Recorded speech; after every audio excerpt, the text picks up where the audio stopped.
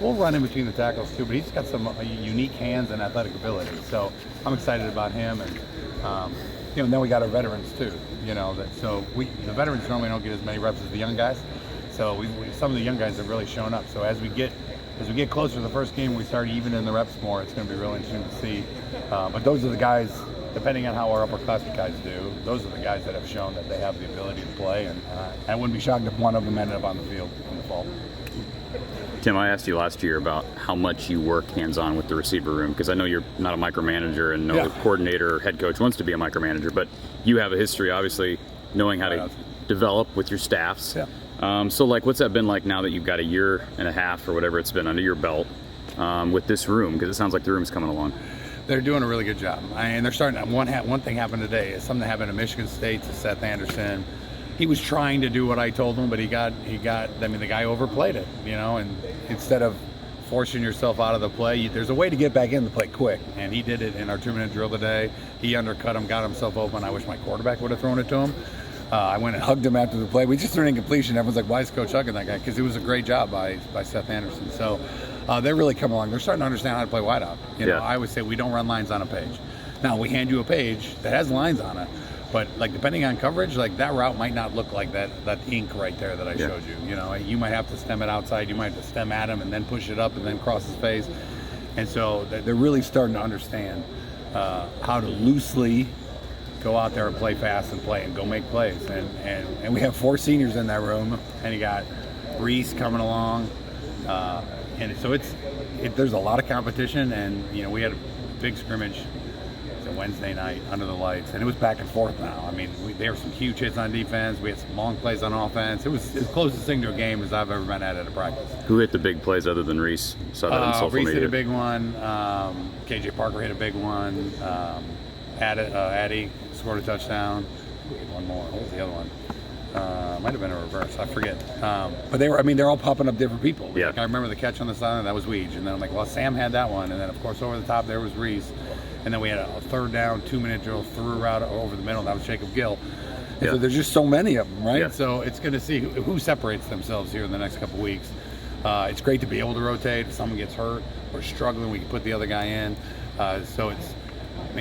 Coach Bud has done an unbelievable job in that room, and the kids have worked really hard because they're starting to see it come to fruition, and things that I said last year that are starting to show. And we always watch film together. We're always talking through the different coverages and what to do, and so it's been good. We got a long way to go, but we're excited about where it's at. I know Coach Don Patterson said a little contact with you since you got the job here, and him and I talk a lot, and he's consistently, when he talks about receiver play, in his experience, he says size is overrated. True. Everyone's a big, long receiver with big hands. So you have gotten we've talked about this a year ago. Yeah. You got these guys from Western Michigan that are 5'10" or under. Yep. Sam Phillips, fits that. Weege. Jacob. Seth might be. He's tall at 5'10". How tall is KJ? 5'10". Yeah. So what's the trick? You're not targeting small guys, but you're just looking for guys with speed. And then what are the other? I would like 6'2" and 4 and super fast. But you prefer speed over. You have to have speed. If you don't have that, it doesn't matter, right? Right. So obviously you'd love the size-speed combination if you can get it. I remember when I got here last year, just talking about that combination. Caleb Johnson, when I got calls from the Green Bay Packers and NFL guys, even in the NFL, I hadn't seen a size-speed combination like that, really. And obviously he had an unbelievable year at running back, Right. But the size-speed as a wideout, if you're 5'10", 5'11", 6 foot, if you're 6'4", great, but you got to be able to run, and these kids, they all can run, they all can separate, they're learning how to play more physical. Little guys have a tendency to run around things, and then they get in the weight room and meet Ray and put some muscle on, and they realize you can be physical too, you know, and so it's been, and then they watch guys like Cooper Kupp, have a ton of success. Jaden Reed, who played for me at Western up in Green Bay, have success in this offense. You watch them run the same routes and how they're stemming it and how they're doing it, and so it's fun. All these guys they've been watching NFL football. Because when I got here and I said, who watches NFL football, and no one rose their hand in the room, they just weren't very interested in it. They like college football, and they hadn't really watched a ton of it, and now they watch it because they know what's going on, and they understand the formations, the shifts. Some of the times it's the same play we run, and I get texts. The Chiefs ran one of our plays, to close out the Bills on it was third down, third and 9.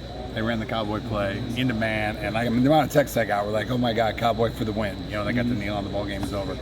So they're just starting to like football more and understand it. I think when you understand what you're watching, you're more interested in it, right? Yeah. So all the wideouts and tight ends included are just more interested in football now, and so it's fun. We got a long way to go, but it's been a good start, and they've really grown just because of the work they put in. And Kirk made some eye-opening remarks at Big Ten Media Days about the wide receiver room. He compared it to where he felt the O-line was a year ago at this time. Yeah. But I kind of like, well, I want to hear that from Coach Lester. So you tell me, where's the development overall? Where would you I don't know, rate like this? to compare it to anything. I mean, I just think it's where I want it to be, right? It's where I wanted it to be last year. It's just you can't. I mean, it wasn't happening fast enough last year. Seth was hurt. Dayton was younger. Obviously, Sam wasn't here. Weege was trying to be a punt returner for the first time and not really understanding how to run routes, and using his speed as a weapon. You can't just run full speed all the time on a route, or your cuts are going to be just, you can count it. They're going to round everything. There's going to be nothing sharp about it, So understanding how to use your speed and change your speed, which anyone who's watching punt return, he can change his speed better than anybody.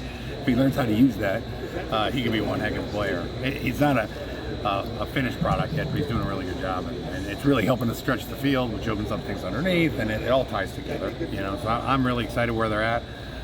We got to keep it consistent, and they're blocking still, which I'm proud of, which is what I needed to get them to do last year. And now we're able to do a couple more things in the offense because of what they're doing. What does your X receiver look like to you? What's an ideal one? It's different in this offense than Western. Because if you go to Western, you'd say, oh, well, all those guys are X's, right? Because it was a different offense. With this offense, because of the formation, I can put an X anywhere. But in my mind, the X is the tweener, right? So you recruit X's. Wow. You want X's. You want the guy that has size and speed. And if they're all speed and they're not a great route runner, they're just fast, you put them at Z. Okay. Christian up in Watson. Green Bay. Watson. Yeah. I mean, that guy can rock. Yeah. Right. Maybe not the sharpest route runner ever, but man, can he roll. And then if the guy's like maybe not fast, but super quick, great route runner, then you put him in the slot and let him be Jaden Reed, right? And the guy that can do both, because you can 3-by-1, and more often than not, your single receiver is the X, right? So if they have a choice, you can cheat the backside safety, play man-to-man. That's a choice, which a lot of people lose that choice if you have a guy back there that can win. Or they have to keep the backside safety over there, and now you got your tight end and got a Mike linebacker. So it's your choice. And so your X's, really, you recruit X's, and as you find out they're just, they're more of a shifty guy, or he's not as fast as I thought, or maybe he's just fast and he's kind of round and everything, then you go to Z. So you kind of try to, recruit one position, and I mean, I'd love to have 3 X's out there if they could do all things, win a one-on-one go, win a jump ball in the end zone, run a slant, run a backside dig, but I can, because of this offense, I can move anybody anywhere. So if our Z ends up being the best backside guy, I can get in that formation pretty easily now, which at Western I didn't have that freedom. So the X had to be, everyone played.